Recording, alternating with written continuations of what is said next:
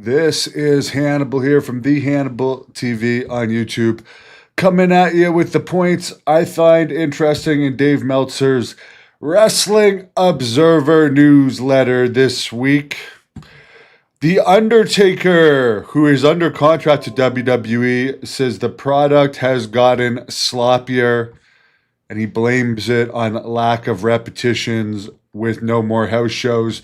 Another big reason why the wrestlers are so sloppy these days, like at SummerSlam, I believe it was in the girls' match, Tiffany Stratton against another girl who I forget her name, but she's from AEW. Stratton was supposed to put her leg on the ropes, but she forgot. So the wrestler on top actually put her leg on the ropes for her, which is just incredibly bad for girls that are in a stadium show. But I heard the Evolution show or the Evolve show, whatever they called it, was full of screw-ups. It's because in the past you had WWE, there used to be territories everywhere, and WWE would pick the best of the best from all the territories. But now the territories are out of business. There's very few house shows. Even NXT doesn't really have any house shows. Very few, the ones that they do have. So a lot of these new wrestlers are being hired just for their look or college background. Their first matches are on TV. So I don't see things changing really, and now TKO hasn't found house shows profitable, so they cut almost all house shows, unless there's special deals where they know they can make huge money on them. So I don't see the sloppiness thing changing anytime soon. As far as Hulk Hogan's funeral that took place August 5th, Vince McMahon, Ric Flair, Triple H, Stephanie McMahon, Kid Rock, Kevin Nash, Johnny Ace, I'm surprised he was there, and Dennis Rodman, as well as current wife Sky and first wife Linda were all there. Sly Stallone was not there. Although his nephew is going to be in my Blood Hunter Thirst and Rage movie that we are recording soon.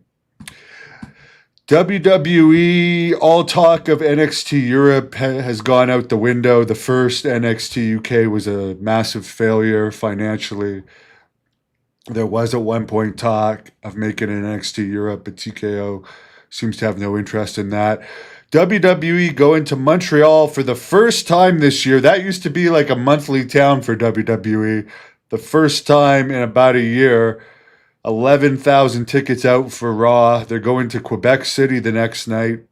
8,000 tickets out for Quebec City. First time in Quebec City this year, too. No, Brooke was not at the funeral. She doesn't like half the people at the funeral, and she said Hogan didn't want a funeral, and Hogan didn't go to her wedding. There's your Cole's Notes reasons. So those are decent numbers, but considering both of those are 20,000 seat arenas, they're not fantastic numbers considering it's their first time going to Montreal, a known wrestling hotbed this year. SmackDown in Newark, New Jersey, last Friday before SummerSlam had about 10,000 in attendance. Raw from the Barclays Center, which is only about 5 miles from Madison Square Garden, pretty much the center of the universe, New York City. Only 11,000 fans, even with everyone in town for SummerSlam. I guess they didn't want to stick around for Raw. That's a 20,000 seat arena. WWE is going to be off Peacock for the pay-per-views and moving to ESPN streaming service, which is going to be about $300 a year to get before taxes.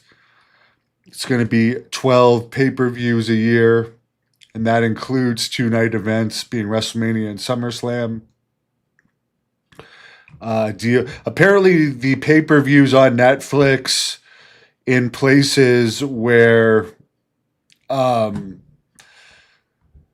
you can get the pay-per-views on Netflix, the pay-per-views aren't doing too much better than the regular Raw show. So I guess Netflix didn't want to really put in a bid for this.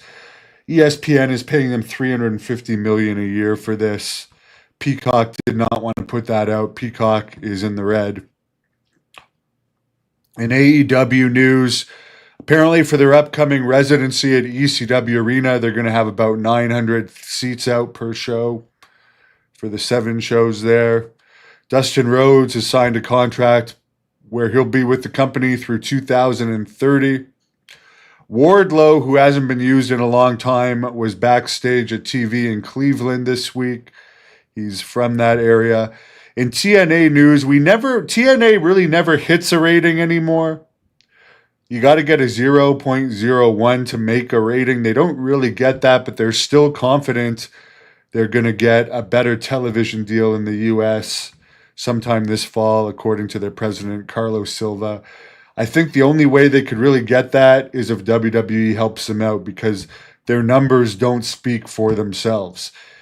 And wrestling really isn't on a popularity upward swing right now. So I think they would really need WWE, who are in bed with them, to step in there and help them get a deal. So that's it for my Wrestling Observer review.